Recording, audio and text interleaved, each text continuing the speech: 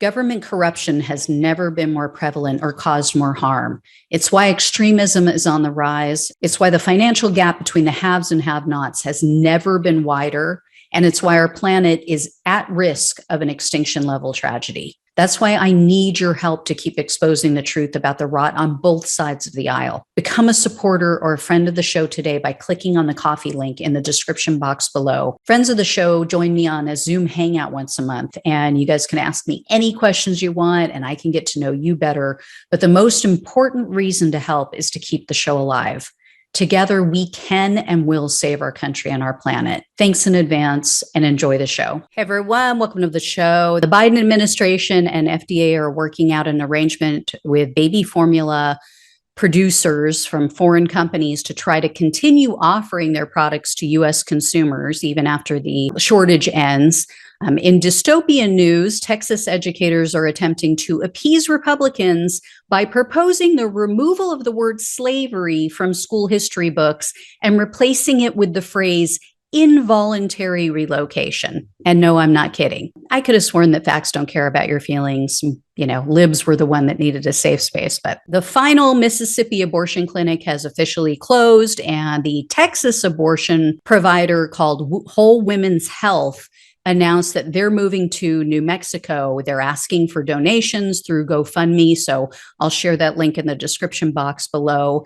Pennsylvania Republicans snuck an abortion amendment into a bill just prior to midnight last Thursday that would make all abortion illegal in their state across the board. And Republican Congress members in the U.S. House of Representatives are said to be discussing ideas for a national abortion ban when and if they retake the House in the midterms. In Supreme Court news, there's a petition demanding the impeachment of Justice Clarence Thomas. It is reaching or has exceeded 1.2 million signatures. I will also leave that link in the description box. And speaking of sexual pervs, Ghislaine Maxwell has filed for an appeal to overturn her 20-year sentence. I'll keep you posted on that. In law enforcement news, former officer Derek Chauvin was sentenced to approximately 21 years in prison for the murder of George Floyd. And Arizona just passed a law which prohibits the recording of officers within 8 feet of, quote, law enforcement activity.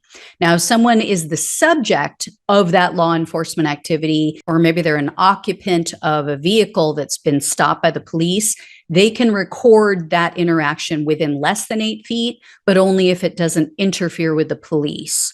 We don't know who's going to make that determination. In employment news, the U.S. just added 372,000 new jobs in the month of June. And in election news, the Wisconsin State Supreme Court just ruled that all ballot drop boxes are unlawful, as well as the practice of having someone else drop off your ballot for you. So advocates for the disabled and elderly community are rightfully outraged. In gun violence news, middle schools in a Charlotte, North Carolina school district will all be fitted with metal detectors by this fall. Isn't that fun? So anyway, guys, thanks for the quickie. I will keep you posted. Take care. I'll talk with you soon.